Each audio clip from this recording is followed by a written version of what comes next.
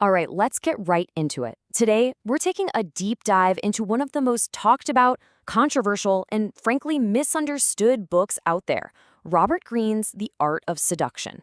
Now, this book has been called everything from a psychological masterpiece to a manipulator's Bible. So we're going to cut through all that noise and get to the heart of what Greene really wants you to understand about attraction. Greene starts us off with this really provocative idea. He's framing seduction not as some kind of predatory attack, but more like a consensual dance. A game where one person leads and the other, whether they admit it or not, actually wants to follow. It's this idea that we're all secretly craving a little bit of fantasy, an escape from our everyday, boring lives. And that right there, that's the core question, isn't it?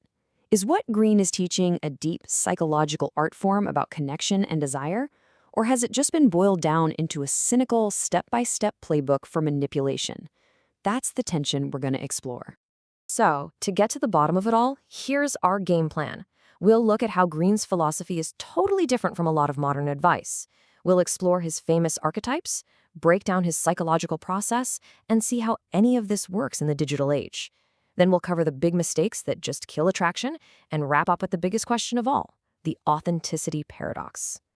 Okay, first things first, we have to draw a really clear line in the sand between two worlds that always get mixed up. You've got Robert Greene's world, and then you have the world of modern pickup advice. And right here, you can see just how different they are.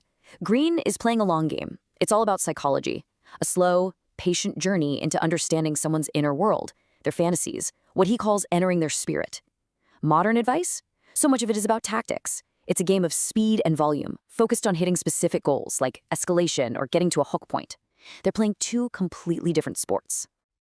Greene's big idea is that seduction is a form of theater, and we're all actors on a stage. He lays out these psychological profiles, these archetypes that we can step into to become more captivating. And it's not about being fake. It's about finding parts of your own personality and turning up the volume on them. So first up, you've got the Siren. Think Marilyn Monroe. This archetype is all about an overwhelming physical presence. They become this larger-than-life fantasy. But the key here isn't just being attractive. It's about being a little bit elusive, a little distant, which makes people feel this intense urge to pursue them. Then you have the Rake. This archetype seduces with pure, unapologetic desire. The Rake appeals to that hidden part in all of us, the part that's a little tired of being good and secretly craves a little danger, a little freedom. Their power comes from daring to go where nobody else will.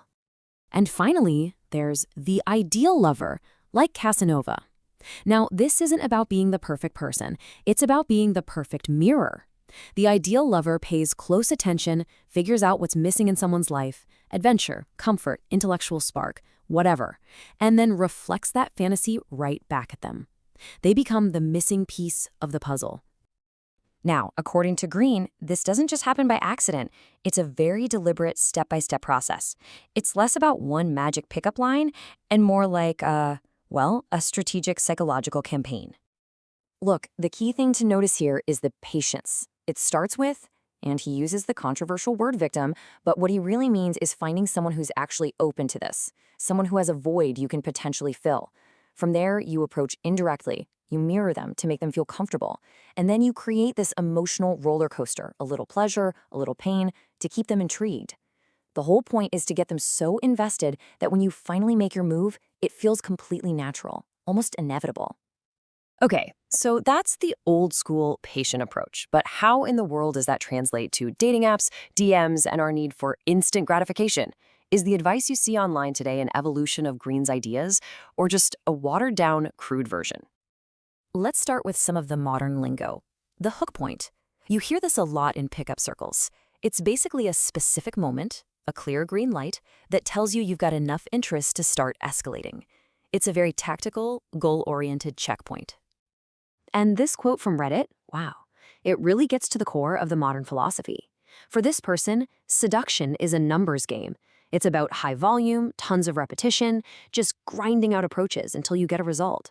The focus is all on quantity, with the belief that practice makes perfect. And then you have Greene's take, which is the absolute opposite. He says, no, go slower, take more time.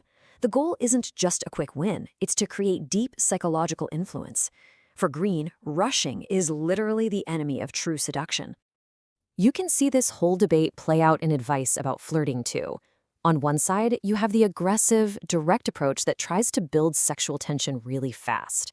And on the other, you have the subtle, indirect method that's all about creating intrigue and mystery. It's this constant question: is it better to be bold and obvious or cool and ambiguous? But here's where it gets interesting. For all their disagreements, this is where both worlds totally see eye to eye. They both have a very clear idea of what absolutely does not work. These are the traits of what Greene calls the anti-seducer. So the common thread through all of these is that they're all incredibly self-absorbed.